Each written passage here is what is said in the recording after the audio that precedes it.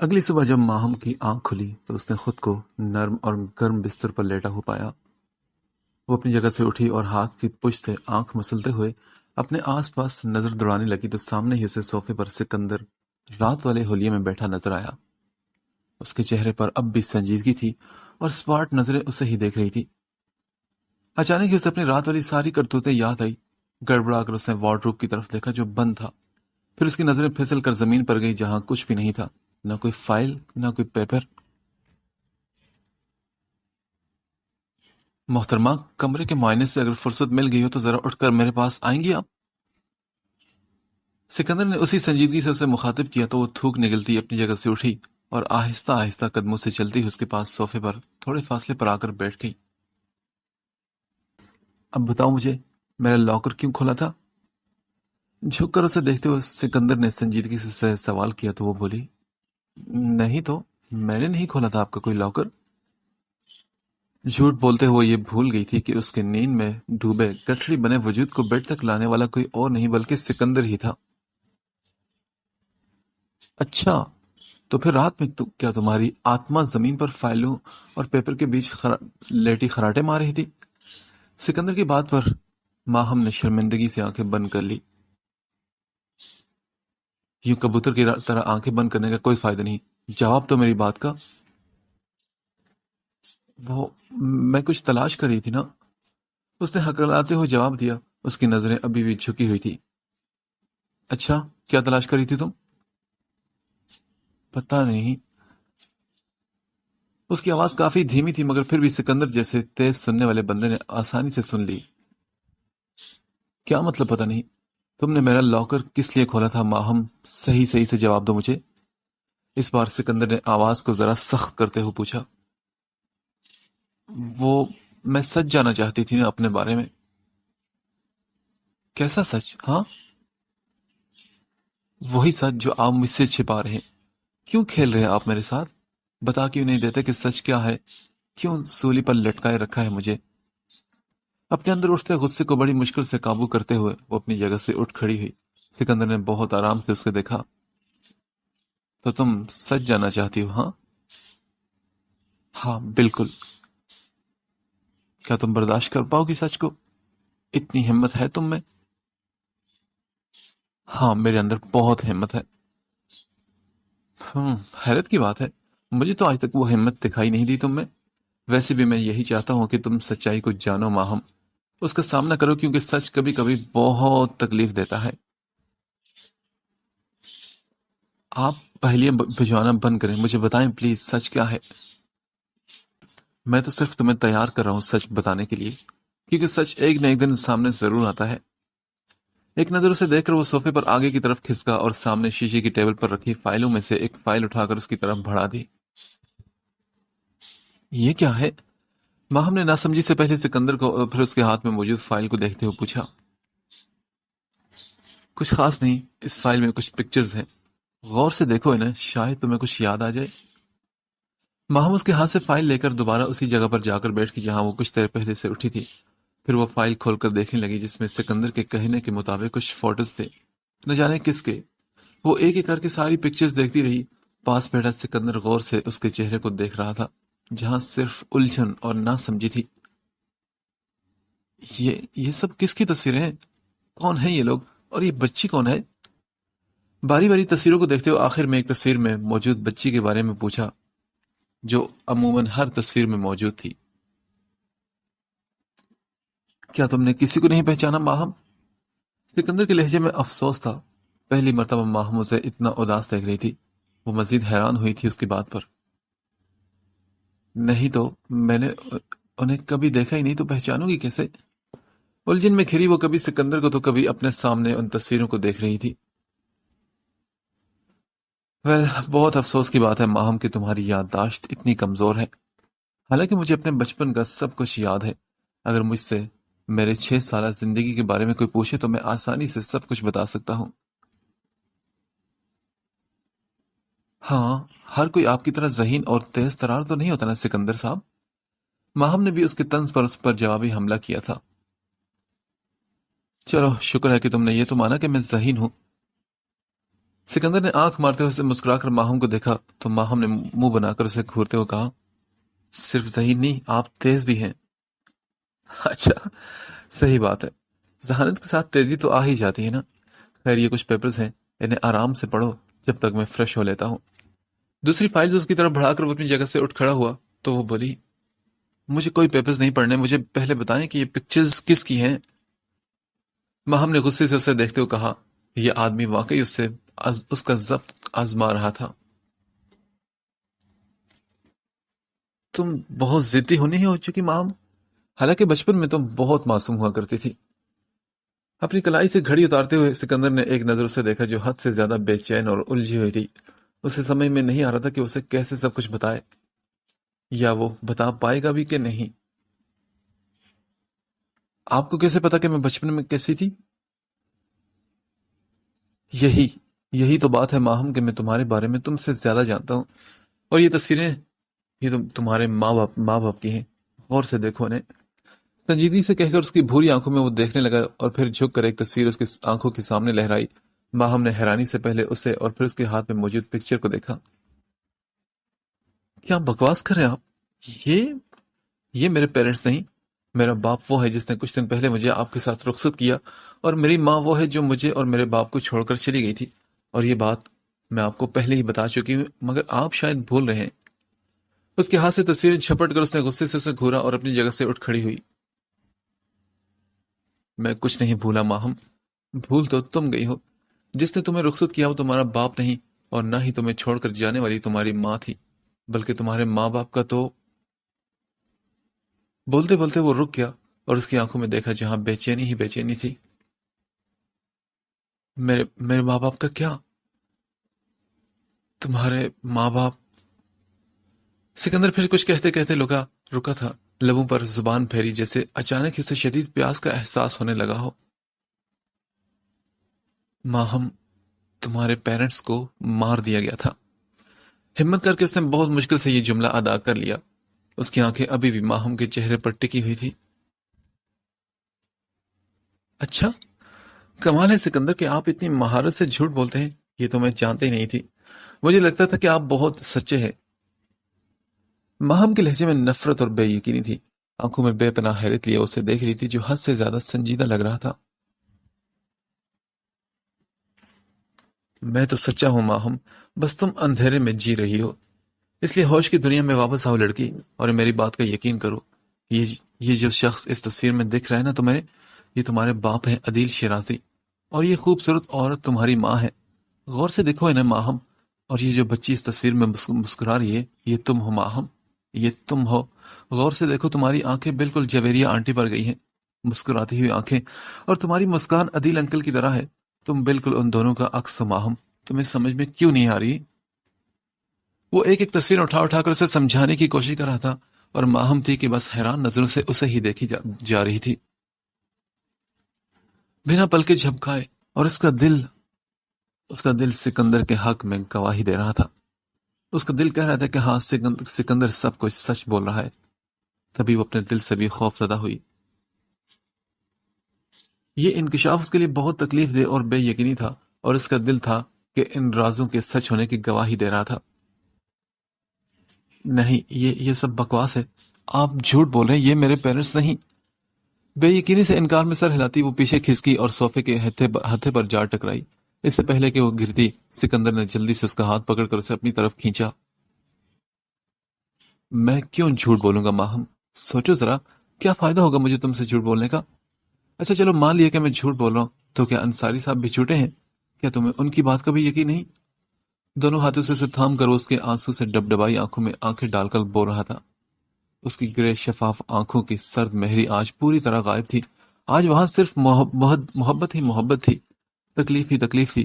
وہ تکلیف میں تھا، اسے تکلیف میں دیکھ کر۔ مجھے کچھ نہیں سننا، مجھے ابھی بابا کے پاس جانا ہے۔ ایک آنسو اس کی آنکھوں سے ڈھلک کر چہرے پر پھسل گیا۔ اپنے دونوں بازو کو سکندر کی گرفت سے آزاد کر کے وہ اس سے دور ہوتی اور جھک کر ان تصویروں کو دوبارہ دیکھنے لگی۔ اس کے ہر انداز سے اب الجھن ٹپک رہی تھی۔ ٹھیک ہے، تم تیار ہو جاؤ۔ ایک نظر اسے دیکھ کر ایک لمبی سانس لیتا وہ واش روم کی طرف بڑھ گیا تھا۔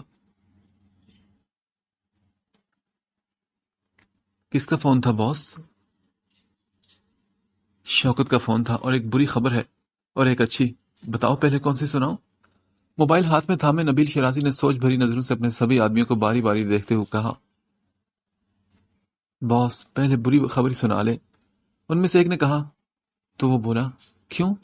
پہلے بری خبر کیوں سننا چاہتے ہو تم لوگ؟ باس تاکہ اچھی خبر سن کر بری خبر کی کڑواہٹ کو ہم ختم کر سکیں۔ اس آدمی نے بہت سمجھداری سے جواب دیا۔ عدیل شرازی اس کے جواب سے متاثر ہو کر زور زور سے سر ہلانے لگا۔ اچھا تو سنو تم سب لوگ، راجہ پکڑا گیا ہے۔ اس کی بات سن کر اس فیکٹری نما بلڈنگ میں موجود اس کے تمام آدمیوں کے چہرے پر شوق کی کیفیت آ گئی تھی۔ لیکن کیسے باس؟ وہ تو ہمارا سب سے چالاک آدمی تھا۔ ایک آدمی نے اسی حیرانی سے نبیل شرازی کو دیکھتے ہوئے پوچھا۔ وہ چالاک نہیں تھا۔ اگر وہ چالاک ہوتا تو کبھی بھی سکندر کے ہاتھ مت لگتا، لیکن خیر اس کا ٹائم اب ختم ہونے والا تھا، اسی لیے پکڑا گیا۔ ہر عروج کا زوال ہوتا ہے ایک نئے دن۔ ہمارے لیے سکون کی بات یہ ہے کہ ہمارا آدمی سکندر کی نظر میں آئے بغیر پوری کامیابی سے واپس آ رہا ہے، اور وہ بھی ایک ایسی خبر کے ساتھ جو ہماری منزل تک ہمیں لے جائے گی۔ انتہائی غرور سے بولتے ہوئے نبیل شرازی یہ بات بھول گیا تھا کہ اس کا بھی ایک نہ ایک دن زوال ضرور آئے گا، اور وہ دن زیادہ دور نہیں تھا۔ وقت اپنی الٹی چال چلنا شروع ہو چکا تھا، بس اب صحیح دام پھینکنا باقی تھا، جو شاید سکندر کی طرف سے پھینکا جا چکا تھا۔ بس اسٹاپ کے قریب گاڑی روک کر جارج نے پیچھے مڑ کر دیکھا، جہاں عباد اس شوکت نامی گنڈے کے ساتھ بیٹھا تھا، جس کے چہرے پر کل رات والے تشدد کا نام و نشان تک نہیں تھا، لیکن ایک قسم کا خوف اور بے چینی ضرور دیکھی جا سکتی تھی۔ اور اسی بے چین انداز میں وہ کبھی گاڑی میں موجود ان تینوں لوگوں کو دیکھتا اور کبھی باہر روڈ پر دوڑتی ٹریفک کو۔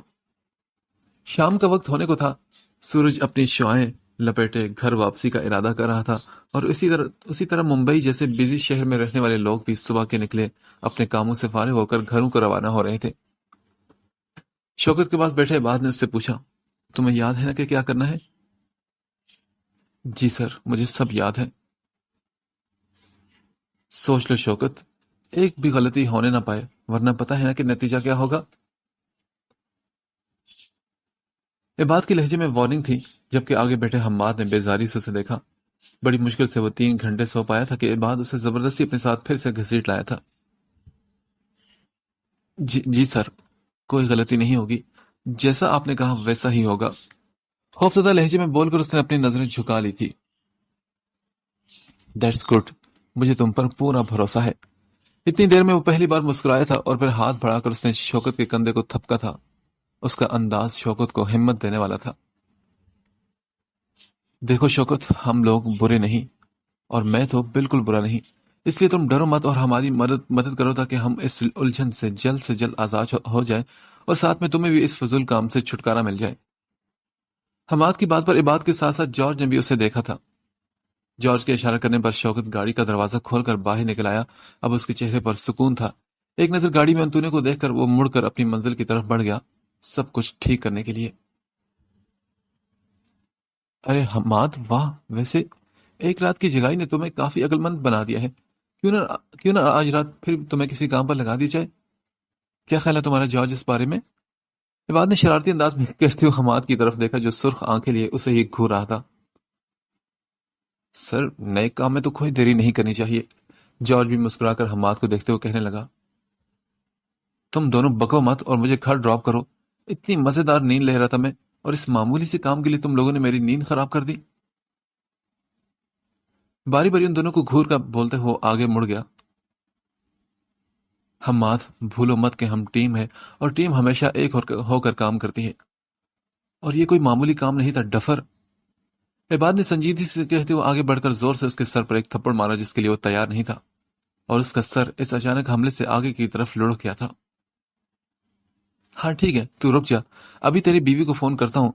بہت مزے لے رہے ہو نا تم سکندر کے کام کے بہانے؟ ابھی ایک کال کروں گا اور وہ گھر بیٹھی تجھے کچا چبانے کی پلاننگ شروع کر دے گی۔ ہمیشہ کی طرح اس نے آنیے کی دھمکی دی، لیکن اس بار حماد اس کے ڈراوے میں آنے والا نہیں تھا، اس لیے وہ زور زور سے ہنسنے لگا۔ کیا تم ہر وقت بیوی کی دھمکی دیتے رہتے ہو؟ مرد بنو مرد۔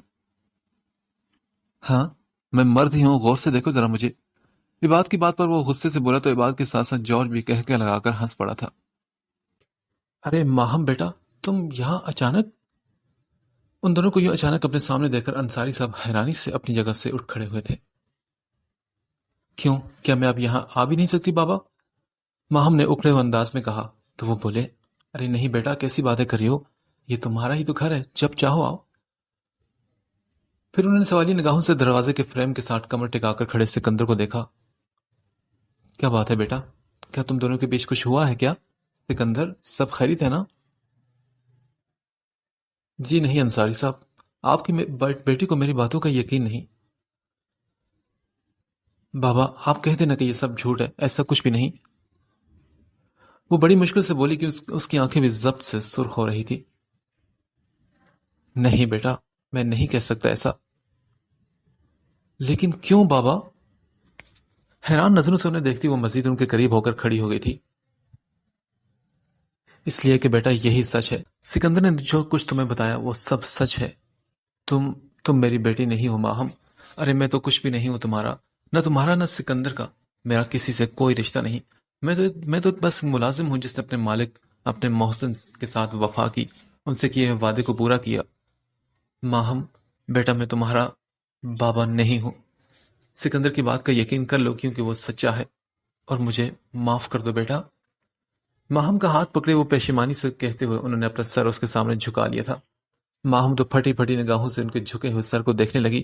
وہ رو رہے تھے، تکلیف میں تھے، وہ جیسے ہارے ہوئے تھے، اور ماہم کا بھی حال کچھ ایسا ہی تھا یا اس سے بھی کہیں برا۔ دروازے پر کھڑے سکندر نے بے چینی سے اس کے وجود کو دیکھا۔ ہمنا کا بھی کچھ ایسا ہی حال تھا جو اب اپنی جگہ سے اٹھ کھڑی ہوئی تھی۔ نہیں، آپ جھوٹ بول رہے ہیں بابا، ایسا کیسے ہو سکتا ہے؟ میں تو آپ کی بیٹی ہوں نا، بچپن سے میں آپ کے پاس رہی ہوں، آپ میرے بابا ہیں۔ ہم نے ایک ساتھ زندگی کے کئی حسین پل گزارے ہیں بابا۔ اب آپ اتنی آسانی سے کیسے یہ کہہ سکتے ہیں کہ میں آپ کی بیٹی نہیں؟ ہم نہ دیکھو ذرا بابا کیا کہہ رہے ہیں۔ نہیں، یہ سب جھوٹ ہے، یہ سب بکواس ہے، سب کچھ۔ یہ کہتی وہ 2 قدم پیچھے ہوئی اور پھر بے چین نظروں سے ہمنا کو دیکھا جو اس کی بگڑی حالت دیکھ کر اس کی طرف بڑی تھی۔ ماہم خود کو سنبھالو یار، سچ کا سامنا کرو۔ اسے دونوں ہاتھوں سے تھام کر ہمنا نے نرمی سے اسے ہلایا تھا۔ کیسے سنبھالوں میں خود کو؟ کیسے؟ ہاں تم ہی بتاؤ، یہ سب میرے ساتھ ہو کیا رہا ہے اور کیوں ہو رہا ہے میرے ساتھ؟ میں نے کسی کا کیا بگاڑا ہے، تم بتاؤ مجھے ہمنا۔ اس کے کندھے پر سر ٹکا کر وہ بے بسی سے بولی۔ اس کی آواز میں لڑکھڑاہٹ تھی اور انداز کسی ہارے ہوئے کھلاڑی کی طرح تھا، اور آنسو تھے کہ لگاتار اس کی آنکھوں سے گرتے ہی جا رہے تھے۔ ہمنا محبت سے اس کے سر پر ہاتھ پھیرنے لگی اور اسے دلاسا دینے لگی، ایک مخلص دوست کی طرح۔ خود کو سنبھالو ماہم، تم تو میری بہادر دوست ہو نا، جو ہر دکھ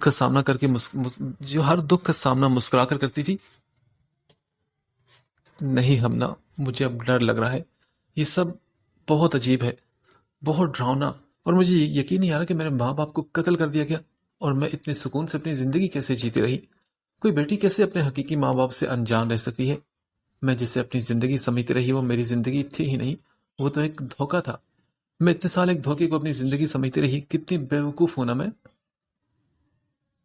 ماہم کے لہجے میں افسوس، شرمندگی، نفرت تھی۔ اس کو دیکھتے ہوئے سکندر نے بھی خود پر بڑی مشکل سے کنٹرول کیا، انجانے میں ہی صحیح وہ اس سب کا ملزم اسے ہی ٹھہرا رہی تھی۔ مجھے معاف کر دو بیٹا، سب میری وجہ سے ہوا، مجھے تمہیں پہلے ہی سب کچھ بتا دینا چاہیے تھا، تمہیں سکندر سے دور رکھ کر میں نے بہت بڑی غلطی کر دی۔ لرزتے ہوئے اپنے دونوں ہاتھ اٹھا کر انصاری صاحب نے اس کے سامنے جوڑ دیے۔ ماہم نے جلدی سے آگے بڑھ کر ان کے ہاتھوں کو تھام لیا اور بولی، نہیں بابا، آپ کو معافی مانگنے کی ضرورت نہیں، آپ نے تو کچھ بھی غلط نہیں کیا، آپ تو میری حفاظت کر رہے تھے۔ غلط تو یہ انسان ہے، جب سے یہ انسان میری زندگی میں آیا ہے تب سے میری زندگی عذاب بن چکی ہے۔ ماہم نے رخ موڑ کر شعلہ بار نظروں سے سکندر کو دیکھا جو اب بھی دروازے کے ساتھ کھڑا تھا اور وہاں سے 1 انچ بھی آگے نہیں ہلا تھا۔ اچھا، ایسا کیا کر دیا میں نے جو تمہاری زندگی عذاب بن گئی؟ سکندر نے بھی غصے سے اسے دیکھتے ہوئے کہا۔ اسے اندازہ تھا کہ کچھ ایسا ہی ہونے والا ہے، اس لیے وہ پہلے سے ہی ذہنی طور پر تیار ہو کر آیا تھا۔ وہ جانتا تھا کہ بظاہر معصوم دکھنے والی یہ لڑکی اتنی آسانی سے اس پر بھروسہ نہیں کر سکتی تھی۔ اس کی توپوں کا رخ سکندر کی طرف مڑتا دے کر ہمنا کا دل کیا کہ اپنا سر دیوار سے دے مارے یا پھر ماہم کا ہی سر دیوار سے جا بجا دے، تاکہ کچھ تو اس کی عقل درست کام کرنا شروع کر دے۔ جبکہ دوسری طرف اس کی بات پر انصاری صاحب نے تیزی سے سر نہ ہلایا تھا، جیسے واقعی وہ ان کے ہلتے ہوئے سر کو دیکھ رہی ہو۔ میں سچ کہہ رہی ہوں، یہ سب آپ کی وجہ سے ہی ہو رہا ہے۔ اچھی خاصی میری زندگی سکون سے گزر رہی تھی، نہ کوئی ماضی تھا نہ کوئی دشمن، لیکن جب سے آپ نے میری زندگی میں قدم رکھا ہے سکندر صاحب، میری زندگی عذاب بن چکی ہے۔ سکندر کے پرسکون انداز پر وہ مزید غصے سے بولی تھی، کیا واقعی؟ میری ایک بات اپنے اس کمزور سے دماغ میں فٹ کر لو ڈیئر وائف، کہ میں تمہاری زندگی میں ہمیشہ سے تھا۔ تمہارا کوئی ماضی نہ بھی ہوتا تب بھی میں تمہاری زندگی میں رہتا، اور رہی بات تمہارے دشمن کی، تو ایک بات جان لو کہ وہ تمہارا اپنا ہی خون ہے، وہ تمہارا سگا چچا ہے۔ میرے آنے یا نہ آنے سے تمہارا دشمن بدل نہ جاتا، میں نہ بھی ہوتا تب بھی وہ تمہیں تلاش ضرور کر لیتا۔ تمہاری حفاظت میرے دم پر ہے، نہ کہ ان کے نہیں۔ اگر نہیں یقین تو اپنے باپ سے بھی پوچھ لو۔ اس نے ماہم کی پشت پر کھڑے انصاری صاحب کی طرف اشارہ کیا۔ اس کا لہجہ انتہائی ٹھنڈا ٹھار تھا اور آنکھوں کا رنگ غصے کی وجہ سے گہرا ہو چکا تھا۔ سکندر کی بات پر ماہم نے گردن موڑ کر انصاری صاحب کو دیکھا، جنہوں نے ہاں میں سر ہلا کر اسے سکندر کے سامنے شرمندہ ہونے پر مجبور کر دیا۔ وہ ہمیشہ ہی اس کے سامنے غلط ثابت ہو جاتی تھی، لیکن اس بار اس نے اپنی غلطی تسلیم نہیں کی اور اکڑ کر کھڑی رہی۔ ماہم کے جواب پر ہمنا افسوس سے سر ہلاتی وہاں سے ہٹ گئی تھی۔ انصاری صاحب نے بھی اسے ریکویسٹ کرتی ہوئے نظروں سے دیکھا، جس سے وہ نظر انداز کر گئی۔ تبھی سکندر بولا، مرضی ہے تمہاری، میں یہاں سے جا رہا ہوں، اور جب تمہارا دماغ ٹھکانے پر آ جائے نا تو خود ہی واپس آ جانا۔ کسی شوہروں والے پروٹوکول کی امید مت رکھنا مجھ سے۔ جاتے جاتے بھی اس پر طنز کے تیر چلانے سے باز نہیں آیا تھا۔ سنجیدہ نظروں سے اسے دیکھتا وہ الٹے قدموں پیچھے کھسکنے لگا، تو ماہم نے گھور کر اسے دیکھا، جو الٹے قدموں سے چلتا ہوا پیچھے کھسک رہا تھا۔ نظریں ملنے پر وہ بھی مسکرا دیا تھا۔ ایک شرارتی سی مسکراہٹ اس نے پھینکی تھی۔ اس کی نظروں سے اوجھل ہوتے ہی ایک قسم کی پشیمانی نے اسے چاروں طرف سے گھیر لیا تھا۔ اندر ہی اندر وہ اپنے انداز پر شرمندہ ہو رہی تھی کہ وہ شخص جو اس کی ہر لمحہ حفاظت کرتا تھا، اور ایک وہ تھی کہ ہمیشہ اسے ٹھکرا دیتی تھی۔ ماہم، تم کیوں اس کی بات کا یقین نہیں کری؟ اتنی ضدی تو تم کبھی نہیں تھی۔ انصاری صاحب کے آخری جملے پر اس نے چونک کر ان کی طرف دیکھا۔ ایک دم سے ایک احساس اس کے دل میں پیدا ہوا تھا، بالکل اچانک سے ہی۔ ایسے ہی وہ الجھی ہوئی تھی، انصاری صاحب کی بات پر مزید الجھ رہی تھی۔ بابا، میں سونے جا رہی ہوں، اس نے کھوئے کھوئے سے انداز میں کہا، تو انصاری صاحب نے اسے دیکھ کر مایوسی سے سر ہلایا۔ اپنے کمرے کے دروازے پر رک کر اس نے پیچھے مڑ کر اسی دروازے کی طرف دیکھا جہاں کچھ دیر پہلے سکندر کھڑا تھا۔ نمکین پانی کی ایک بوند اس کی سیدھی آنکھ سے لڑک کر اس کے رخسار پر آ گئی تھی۔ اس نے چونک کر اپنے داہنے رخسار پر موجود آنسو کی لکیر کو ہاتھ کے پوروں سے چھو کر محسوس کیا۔ اسے حیرانی ہوئی تھی کہ وہ رو رہی تھی، لیکن کس بات پر، یہ وہ سمجھ نہیں پائی تھی، یا پھر وہ سمجھنا ہی نہیں چاہتی تھی۔ ارے آج اب میرے شہر، کیسا ہے تو؟ کہیں چوٹ ووٹ تو نہیں لگی تجھے؟ کھانا کھائے یا پھر بھوکا ہی رات بھر؟ اپنے سامنے صحیح سلامت کھڑے شوکت پر وہ خوشی سے نثار ہوتا جا رہا تھا۔ نبیل شیرازی کا یہ انداز دیکھ کر جہاں شوکت مسکرا دیا، وہیں اس کے باقی ساتھیوں نے بھی اسے حسد کی نگاہوں سے گھورا تھا۔ میں بالکل ٹھیک ہوں باس، بس ہلکی سی بھوک کا احساس ہو رہا ہے کہ رات سے کچھ کھائے نہیں۔ سکندر کے آدمی سے کسی طرح میں بچتا بچاتا آپ تک پہنچ آیا ہوں۔ شوکت نے بڑی مہارت سے جھوٹ بولا تھا۔ ارے تم نکمو، جلد سے جاؤ میرے شیر کے لیے کھانے کا انتظام کرو، اور ہاں ساتھ میں دارو بھی لیتے آنا۔ آج میں اپنے شیر کو اپنے پیسوں سے دارو پلاؤں گا۔ نبیل شیرازی نے آس پاس کھڑے اپنے آدمی کو حکم دیا، تو ایک آدمی بولا، جی باس، بس میں ابھی لے کر آیا۔ ارے نہیں باس، دارو نہیں، بس صرف کھانا ٹھیک رہے گا۔ اماں سے وعدہ کیا تھا کہ میں دوبارہ دارو کو ہاتھ نہیں لگاؤں گا۔ اب اگر وعدہ توڑا تو وہ بہت ناراض ہوں گی نا۔ شراب کی بات سن کر شوکت جلدی سے بولا تھا۔ اسے یہ ڈر ہو گیا تھا کہ کہیں شراب کے نشے میں وہ سارا کچھ نبیل شیرازی کے سامنے اگل ہی نہ دے، اس لیے بہانہ بنا کر اس نے فوراً شراب سے انکار کر دیا۔ اچھا شاباش میرے شیر، چل بتا، کچھ کام کی خبر ہاتھ لگی کہ نہیں؟ اور اس راجی کا کیا ہوا؟ بڑا تیز مار خان بن کے یہاں سے نکلا تھا، اور یہاں سے جاتے ہی وہ خود ہی قید میں چلا گیا۔ نبیل اسے اپنے قریب بٹھا کر اس سے پوچھ رہا تھا۔ ارے باس، بھول جائیں اسے۔ سکندر کا ایک ہاتھ پڑتے ہی وہ فر زبان سے آپ کے بارے میں سب کچھ اگل رہا تھا۔ ہیں؟ کیا کہہ رہے تو شوکت؟ اپنی اماں کی قسم باس، جھوٹ نہیں بولا، میں نے اپنی ان گناہگار آنکھوں سے یہ منظر دیکھا ہے۔ اچھا چل چھوڑ تو اس راجی کے قصے کو، وہ اب اس سکندر کا درد سر ہے۔ یہ بتا کہ تو کیا خبر لے کر آیا ہے؟ نبیل شرازی فوراً موقع کی بات پر آیا تھا۔ باس، میں تو بہت پتے کی خبر لایا ہوں، سمجھو اب وہ لڑکی آپ کی قید میں خود بخود آ جائے گی۔ اچھا، وہ کیسے، بتانا ذرا۔ باس، وہ ایسے کہ شوکت اس کے مزید قریب ہو کر اس کے کان میں وہی کچھ بتانے لگا جو عباد اور حماد نے اسے کہنے کو کہا تھا۔ نبیل شرازی اس کی ساری بات سن کر خوشی سے جھومنے لگا۔ واہ شوکت واہ، آج تو نے ثابت کر دیا کہ تو اس راجے سے زیادہ سمجھدار اور چالاک ہے۔ تیری پلاننگ بالکل صحیح ہے، اب ہم بالکل ویسے ہی کریں گے جیسا تو نے سوچ رکھا ہے۔ اس بار تو وہ لڑکی میرے چنگل سے بچ نہیں سکتی، دیکھتا ہوں وہ سکندر اب اسے کیسے بجائے گا مجھ سے۔ ایک شیطانی چمک آنکھوں میں لیے وہ اپنی ہی دھن میں بولے جا رہا تھا، جبکہ پاس بیٹھے شوکت نے اسے دیکھ کر افسوس سے سر ہلایا، کیونکہ وہ جانتا تھا کہ اب نبیل شرازی کا کھیل ہمیشہ کے لیے ختم ہونے والا ہے۔ سکندر کے جانے کے بعد وہ جو اپنے کمرے میں بند ہوئی تھی تو رات کی سیاہی پھیلنے کے بعد بھی باہر نہیں نکلی تھی۔ انصاری صاحب جتنی دفعہ اس سے بات کرنے کے لیے اندر جاتے، وہ نیند کا ڈرامہ کر کے چادر اوڑھ کر سو جاتی۔ ڈرائنگ روم میں بیٹھ کر اپنے آفس کا کام کرتی۔ ہمنا انصاری صاحب کو ہر بار نا امید ہو کر اس کے کمرے سے باہر نکلتا دیکھ کر بڑی مشکل سے خود پر کنٹرول کیے بیٹھی رہتی، ورنہ تو اس کا دل کر رہا تھا کہ جا کر اس کے کان کے نیچے 2 تھپڑ لگا دے۔ لیکن اس بار انصاری صاحب کو مایوسی سے باہر آتے دیکھ کر اس سے کنٹرول نہ ہوا اور وہ فائلز بند کر کے اپنی جگہ سے اٹھ کھڑی ہوئی۔ بیٹا آرام سے سوچے سمجھانا، تمہیں پتا ہے نا کہ سکندر کی طرفداری اسے ذرا بھی برداشت نہیں ہوتی۔ اسے ماہم کی کمرے کی طرف بڑھتا دیکھ کر وہ اس سے بولے، نہیں انکل سوری، مگر مجھ سے منافقت نہیں ہوتی، میں بہت فیئر ہوں۔ سکندر صحیح ہے تو میں اسی کا ساتھ دوں گی، اور آپ کی اس خود سر ضدی بیٹے کے سامنے تو اس کی تعریفیں کے پل باندھوں گی تاکہ میڈم اور چلیں۔ اس کے لہجے میں سچائی تھی۔ تبھی وہ بولے، مگر ایسا کر کے تم حالات کو اور بھی زیادہ بگاڑ دو گی بیٹے۔ انکل دیکھے حالات تو پہلے سے ہی بہت بگڑے ہوئے ہیں، اگر آپ اسے پہلے ہی سچ بتا دیتے نا تو آج حالات اتنے برے نہ ہوتے۔ بیزاری سے بولتے اس کی زبان سے وہ بات نکل گئی جس کا تانا آج صبح ہی انہیں سکندر دے گیا تھا۔ میں جانتا ہوں بیٹا کہ غلطی سراسر میری ہے، مجھے اسے سب کچھ بتا دینا چاہیے تھا، لیکن میں لالچی ہو گیا تھا۔ اولاد کی لالچ بہت بری چیز ہے ہم نہ بیٹے، اللہ ایسی لالچ سے ہر کسی کو محفوظ رکھے۔ ماہم کے دم سے میری زندگی میں رونق تھی، اس نے میری زندگی میں اولاد کی کمی کو پورا کر دیا۔ اب تم ہی بتاؤ کہ مجھ جیسا انسان جس کی اولاد نہیں کیسے اس رونق کو اپنی زندگی سے دور کر سکتا تھا؟ میرے اندر وہ ہمت نہیں تھی، اور سچ پوچھو تو آج بھی نہیں بیٹا، لیکن میں اسے محفوظ دیکھنا چاہتا ہوں، اور اس کی حفاظت اسی میں ہے کہ اس سکندر کے پاس چلی جائے۔ اس کی بات کا یقین کرے۔ انصاری صاحب کے لہجے میں بہت ہی بے چارگی تھی، اور ماہم کے لیے ایک خاص باپ جیسی شفقت تھی جس کے لیے وہ شاید زندگی بھر ترستی رہتی، جو اسے ان کی شکل میں مل رہی تھی۔ I'm sorry انکل، میرے کہنے کا مطلب وہ نہیں تھا۔ ماہم جتنی مجھے پیاری ہے اتنی ہی مجھے آپ سے بھی محبت ہے۔ آپ میرے بابا کی طرح ہیں، اور آپ ماہم کی طرف سے بے فکر رہیے، میں اس کا دماغ ابھی ٹھیک کر کے آتی ہوں۔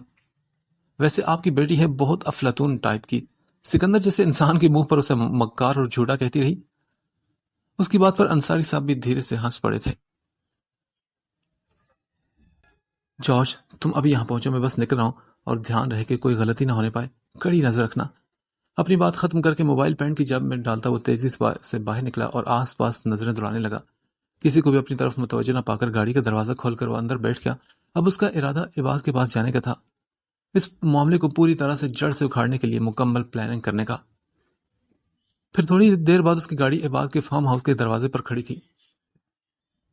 گاڑی میں ہارن پر ہاتھ جما کر بیٹھا وہ دروازہ کھلنے کا ویٹ کرتا رہا، تبھی وہ باہر نکلا اور بولا، تم نا پورے محلے کو خبر کر دو کہ تم یہاں آئے ہو، 5 منٹ سکون سے نہیں بیٹھ سکتے کیا؟ اب ہارن سے ہاتھ ہٹاؤ، میرے باپ تیرا بھانجا سو رہا ہے اس وقت۔ اس کے مسلسل ہارن کی آواز پر عباد دروازہ کھول کر چیختا چلاتا اس کے پاس آیا۔ تم پہلے یہ بتاؤ کہ تم آنیا کو کیوں لائے ہو یہاں پر؟ گاڑی اندر پارک کرنے کے بعد وہ گاڑی سے نکل کر سنجیدگی سے اس کی طرف مڑ کر بولا، جو اب دروازہ بند کر رہا تھا، یار میں نہیں لایا، وہ خود ضد کر کے آئی ہے۔ عباد منہ سا بنا کر بولا تو سکندر نے گھور کر اسے دیکھا۔ دیکھو اب یوں گھورنے سے سچائی بدل نہیں جائے گی، اب اندر چلو، سبھی تمہارا ویٹ کر ہیں۔ بات کرتے وہ دونوں اندر داخل ہوئے۔ گھر میں بالکل خاموشی تھی، کوئی ایک بھی بندہ دکھائی نہیں دے رہا تھا۔ ڈرائنگ روم سے گزر کر وہ دونوں ایک کمرے میں داخل ہوئے جہاں حماد کے ساتھ ایک ادھیڑ عمر شخص بھی بیٹھا ہوا تھا۔ سکندر نے ایک نظر انہیں دیکھ کر سوالیہ انداز میں عباد کو دیکھا تو وہ بولا، یہ ہے ایس پی آکاش رائے، انہی کے پاس فی الحال اس کیس کی فائل ہے جسے تم دوبارہ کھلوانا چاہتے ہو۔ یہ بات کی بات پر سکندر نے دوبارہ اس شخص کو دیکھا اور پھر سر ہلاتا ان کے سامنے رکھے صوفے پر جا کر بیٹھ گیا۔ بیچ میں ایک شیشے کا ٹیبل رکھا ہوا تھا جس پر 3-4 فائلز اور ڈاکیومنٹس رکھے ہوئے تھے، جبکہ ٹیبل سے ذرا فاصلے پر رکھے 1 سیٹر بس صوفے پر حماد دونوں پیر اوپر جما کر بیٹھا گود میں ایک فائل کھول کر رکھے بڑے غور سے اسے پڑھ رہا تھا۔ ایک وہی تھا جس نے سکندر کے آنے پر کوئی رد عمل نہیں ظاہر کیا تھا۔ سکندر نے گھور کر اسے دیکھا تو عباد نے کہا، اسے فی الحال اس کے حال پر چھوڑ دو، تم اپنے مقصد پر دھیان دو۔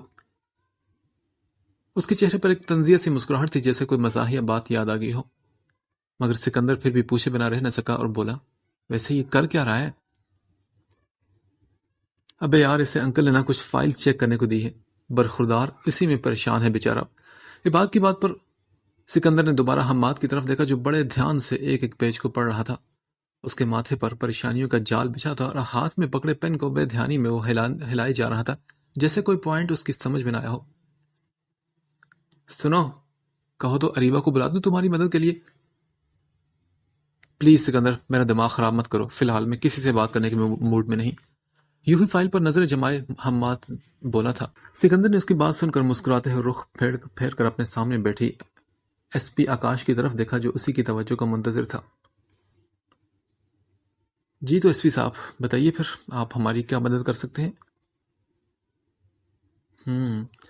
مسٹر سکندر، میری مدد حاصل کرنے کے لیے آپ کو سب کچھ مجھے بتانا پڑے گا، تبھی جا کر میں آپ کی کوئی مدد کرنے کے بارے میں سوچ سکتا ہوں۔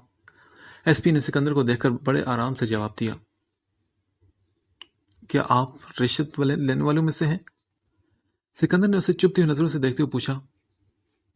بھگوان سے ڈریں سر، میں ایسا پاپ کبھی نہیں کرتا، ایس پی نے باقاعدہ دونوں کانوں کو ہاتھ لگا کر کہا۔ میں بس دیکھنا چاہتا تھا کہ ہم نے صحیح بندے کو چنا ہے کہ نہیں۔ سکندر کا لہجہ تھوڑا سا نرم ہوا، لیکن آنکھوں کی سنجیدگی اب بھی برقرار تھی۔ دیکھیں مسٹر سکندر، آپ کو جو مدد چاہیے میں کرنے کو تیار ہوں۔ اس کے لیے آپ کو مجھے پوری بات بتانی ہوگی تاکہ سچویشن کو ہینڈل کرنے میں مجھے آسانی ہو، ورنہ پوری انفارمیشن نہ ملنے کے نتیجے میں آپ کی مدد بھی نہیں کر پاؤں گا اور نہ ہی اپنے اوپر اٹھنے والے سوالوں کو جواب دے پاؤں گا۔ اپنے تئیں اس نے سمجھداری والی بات کہی جس پر لمحے بھر کے لیے سکندر سوچ میں پڑ گیا۔ یہ صحیح کہہ رہے ہیں سکندر، پوری بات جاننے کے نتیجے میں یہ ہمیں بہتر انگیج کر سکیں گے تاکہ ہم آسانی سے اس مرحلے کو ہینڈل کر سکیں۔ ان دونوں کے بغور سنتے بعد نے بھی ایس پی کی بات کی تائید کی تو وہ سکندر ہاں میں سر ہلانے لگا۔ تم بالکل صحیح کہہ رہے ہو بات، لیکن فی الحال کچھ بتانے کے موڈ میں نہیں ہوں، تم ہی سب کچھ بتا دو، تب تک میں کافی بنا کر آتا ہوں۔ ماہم کی صبح والی بات کا اثر ابھی تک اس کے دماغ پر چھایا ہوا تھا، جس سے وہ خاصا ڈسٹرب تھا۔ یہ بات کے ساتھ فائل میں ڈوبے حماد نے بھی چونک کر اس کی طرف دیکھا جو بنا ان دونوں کی طرف دیکھے اپنی جگہ سے اٹھ کھڑا ہوا تھا۔ اچھا سنو، میرے لیے بھی لیتے آنا۔ سکندر کے سنجیدہ چہرے پر نظر جمائے بیٹھے حماد نے اسے باہر نکلتے دیکھ کر جلدی سے کہا تو خلاف عادت سکندر سر ہلاتا کمرے سے باہر نکل گیا۔ اس کے جاتے ہی عباد نے سوالی نگاہوں سے حماد کو دیکھا جس نے اسی وقت اپنی نظروں کا زاویہ دروازے سے ہٹا کر اس کی طرف کیا تھا۔ عباد کو اپنی طرف دیکھتا پا کر اس نے بھی لا علمی کے اظہار کے لیے اپنے کندھے اچکا دیے تھے۔ پھر عباد نے گہری سانس لی اور اپنے سامنے بیٹھے ایس پی کی طرف دیکھا اور پھر شروع سے آخر تک انہیں ساری کہانی سنا ڈالی، جسے سننے کے بعد وہ سوچ میں ڈوبے ہوئے سر ہلانے لگے۔ آئی سی، مطلب آپ لوگوں کو 2 کیسز میں اس نبیل شیرازی کو پھنسانا ہے؟ ہاں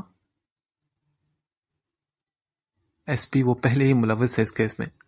سکندر کی آواز پر ان تینوں نے چونک کر دروازے کی طرف دیکھا جہاں وہ ہاتھ میں ٹرے لیے کھڑا تھا جس میں کافی کے 4 مگ رکھے ہوئے تھے۔ تو مسٹر سکندر، اس بات کو ثابت کرنے کے لیے ہمیں ثبوت بھی چاہیے۔ کیسا ثبوت؟ عباد نے سوالی نگاہوں سے ایس پی کو دیکھتے ہوئے پوچھا۔ ثبوت یہی کہ عدیل شیرازی، ان کی بیوی اور جہانگیر صاحب کے مرڈر میں نبیل شیرازی کا ہاتھ ہے، اور ساتھ ہی جہانگیر صاحب کے ایکسیڈنٹ کو مرڈر بھی ثابت کرنا۔ ہم اس کے منہ سے اگلوائیں گے یہ بات۔ کافی کا مگ ایس پی آکاش کی طرف بڑھاتے ہوئے سکندر سپاٹ سے لہجے میں بولا۔ لیکن یہ کیسے؟ یہ اتنا آسان کام نہیں ہے سکندر صاحب۔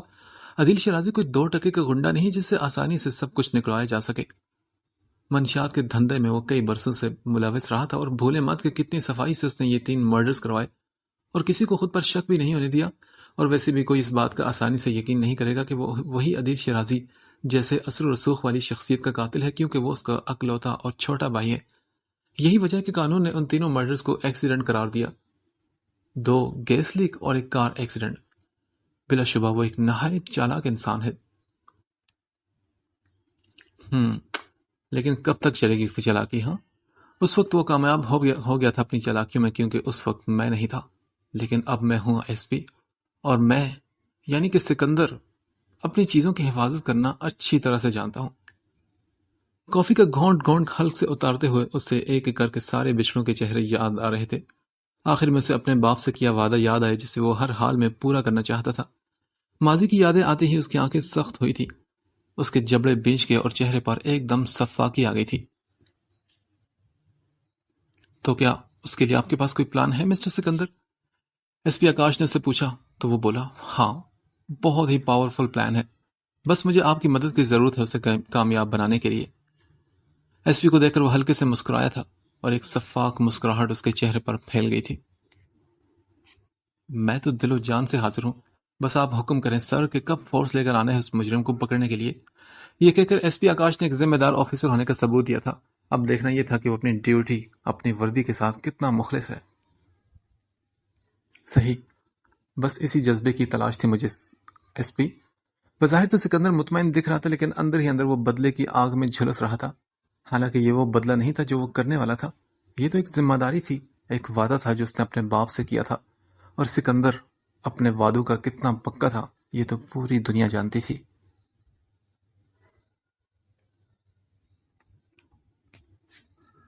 رو چکی ہو تو اٹھو، کھانا کھا لو، دوپہر میں بھی تم نے کچھ نہیں کھایا۔ اللہ جانے صبح ناشتہ بھی کیا تھا کہ نہیں تم نے؟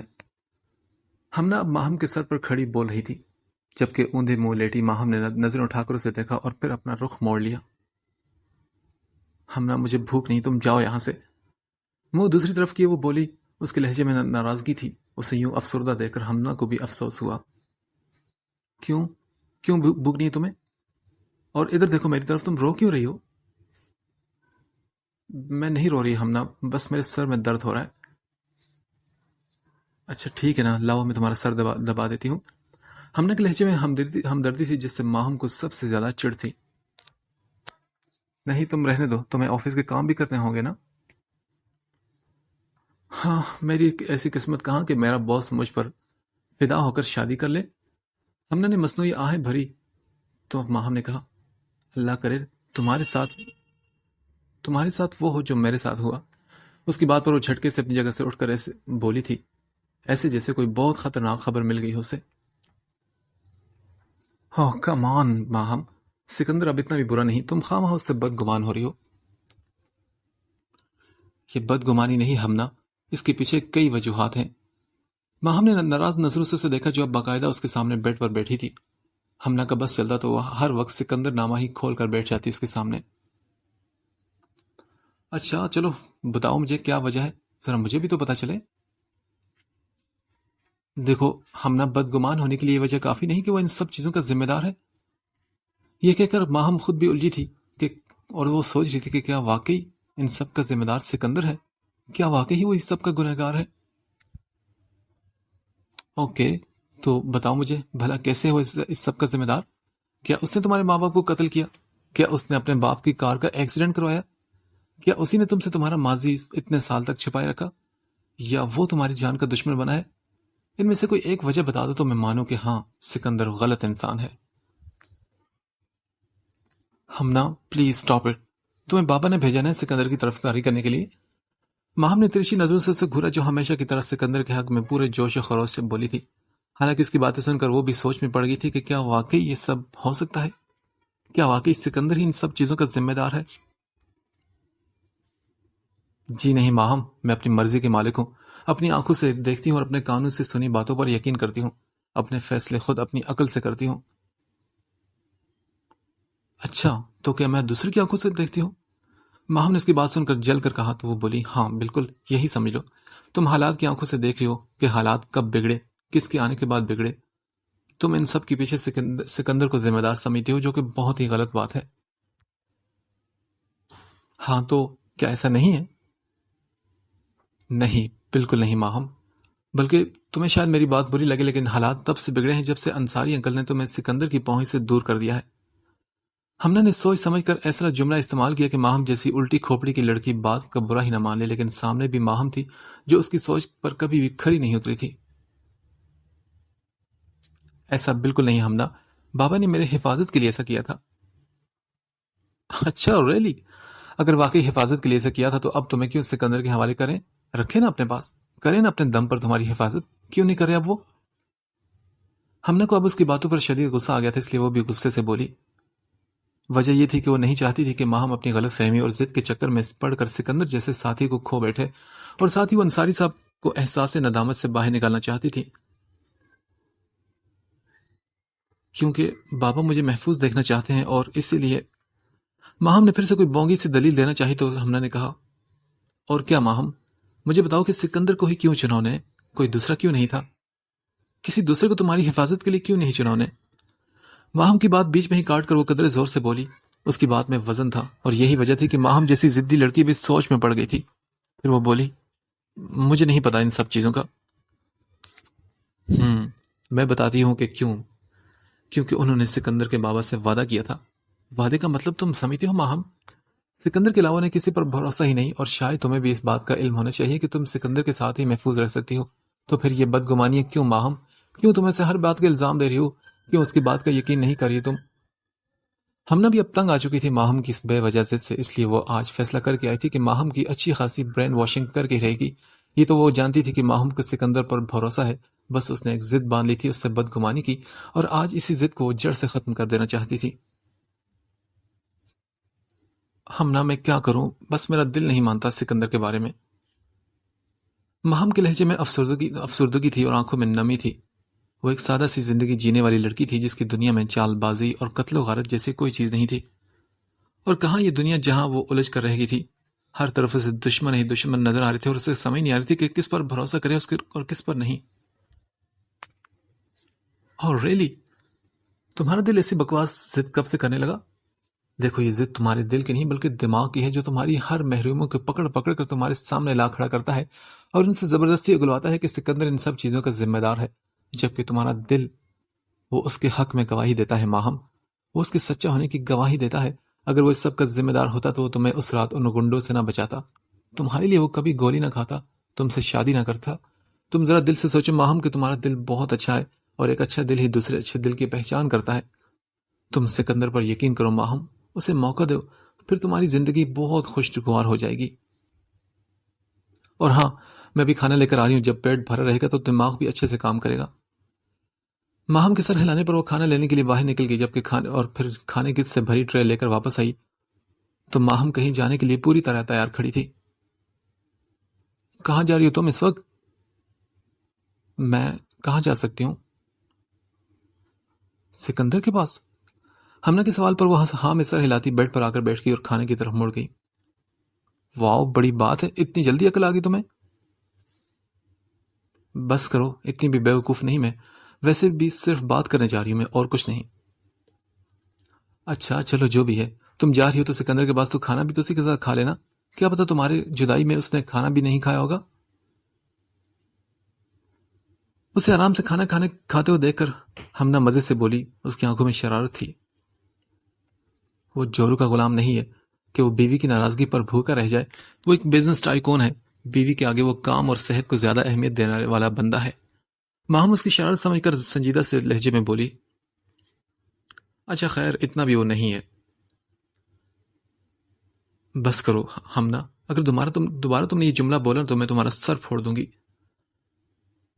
ماہم کے غصہ کرنے پر ہمنا بھی کھلکھلا کر ہنس پڑی تھی۔ اچھا چھوڑنا، تم جا رہی تو کوئی اچھی خبر بھی لے کر آنا۔ اپنی ہنسی رو کر وہ بولی تو ماہم نے اس کی بات کا کچھ الگ ہی مطلب لیا، اس لیے خواہ نظروں سے گھورا اور ہاتھ دھونے کی غرض سے باتھ روم کی طرف بڑھ گئی۔ تم دیکھ لینا، میں اب کبھی واپس آؤں گی نہیں۔ واپس آ کر اس نے اس کی بات کا جواب دیا، جو اس کے جواب کے انتظار میں بیٹھی تھی، جانتی تھی کہ وہ بات کا جواب ضرور دے گی۔ یہ تو بہت اچھی بات ہے، تم نہ ہی آنا، میں تو یہی چاہتی ہوں۔ ہم نہ، میں آ کر تمہیں ٹھیک کرتی ہوں، تم کچھ زیادہ ہی ہوا میں اڑنے لگی ہو نا۔ ماہم نے جاتے ہوئے گھور کر اسے دیکھا، جو اس کی بات کا مزہ لیتے ہوئے ہنسے جا رہی تھی۔ سنو شوکت، لڑکی باہر نکل رہی ہے گھر سے، دھیان سے کام کرنا، کوئی غلطی نہیں ہونی چاہیے۔ گاڑی میں بیٹھے شخص کی نظریں دروازہ کھول کر باہر نکلتی ماہم پر جمی ہوئی تھی جو بالکل اکیلی تھی۔ رات کا وقت تھا، سبھی اپنے اپنے گھروں میں تھے۔ اس پوش علاقے کے سارے گھر کے دروازے بند تھے، گلی بالکل سنسان تھی، اور ایسے میں وہ کسی مرد کے بغیر گھر سے باہر نکل رہی تھی، اس بات سے بے خبر کہ کچھ ہی قدموں کے فاصلے پر موت اس کی منتظر ہے۔ فکر مت کریں بوس، جس طرح باقی کا کام کامیابی سے کیا ہے نا، اسی طرح اس کام میں بھی کامیاب ہو کر ہی آؤں گا، اور اکیلا نہیں بلکہ اس لڑکی کے ساتھ واپس آؤں گا۔ بس آپ اپنے آدمی کو ہوشیار رہنے کا کہہ دیں، کہیں ایسا نہ ہو کہ کامیابی ہاتھ لگنے کے باوجود بھی ہم ہار جائیں۔ شوکت یہ بولتا ہوا دھیرے سے دروازہ کھول کر باہر نکلا اور محتاط نظروں سے یہاں وہاں دیکھتا گاڑی سے تھوڑا سا فاصلے پر ہو کر چلنے لگا۔ اندھیرے میں ہونے کی وجہ سے نہ تو وہ نظر آ رہا تھا اور نہ ہی کالے رنگ کی اسے وین یہ نظر آ رہی تھی۔ دوسری طرف ماہم بھی اپنی سوچ میں گم دھیرے دھیرے چلتی جا رہی تھی، اس بات سے بے خبر کہ وہ تاریکی کا سفر طے کری ہے۔ سامنے سے آتے شخص کی شاطرانہ نظریں اس پر جمی ہوئی تھی، ہاتھ میں موجود رومال پر اس کی گرفت مضبوط ہوئی تھی، اور پھر جیسے ہی ماہم اس کے قریب سے گزری، اس نے جلدی سے ہاتھ میں دبا ہوا رومال اس کے منہ پر رکھ کر دوسرے ہاتھ سے اس کے وجود کو اپنی گرفت میں جکڑ لیا۔ منہ پر جمے اس کے ہاتھ کی گرفت اتنی سخت تھی کہ ماہم کی آوازیں باہر نہیں نکل پا رہی تھی، جبکہ رومال میں لگے کلوروفارم کی مہک اس کے ناک سے ہوتی ہوئی اس کے ذہن میں پھیلتی گئی۔ دھیرے دھیرے اس کی ساری مخالفت دم توڑ گئی اور وہ بے ہوش ہو کر اس کے بازو میں جھول گئی۔ پھر اس شخص نے تیزی سے اس کے ہوش و حواس سے بیگانہ وجود کو اپنے بازو میں اٹھایا اور واپس گاڑی کی طرف بڑھ گیا جس کا انجن سٹارٹ تھا اور پچھلی سیٹ کا دروازہ بھی کھلا ہوا تھا۔ جلدی ڈال، جلدی کر۔ ڈرائیونگ سیٹ کا دروازہ کھول کر ایک شخص باہر نکلا اور ماہنگ کے بے ہوش وجود کو سہارا دے کر پچھلی سیٹ پر ڈالنے کے بعد واپس ڈرائیونگ سیٹ کا دروازہ کھول کر اندر بیٹھ گیا، جبکہ شوکت نامی وہ شخص دروازہ بند کر کے دوسری طرف سے آ کر پچھلی سیٹ پر بیٹھ گیا تھا اور سیٹ پر دھرے ماہم کے سر کو اپنی گود میں رکھ کر اس کے منہ پر وہ پلاسٹر لگانے لگا۔ شوکت، اس کے ہاتھ بھی باندھو، جلدی سر، جلدی سے، اور تو جلدی سے گاڑی بگا سالے، کہیں کوئی دیکھ نہ لگے۔ نبیل شیرازی کے حکم پر پھر گاڑی تیزی سے ہوا سے باتیں کرنے لگی تھی۔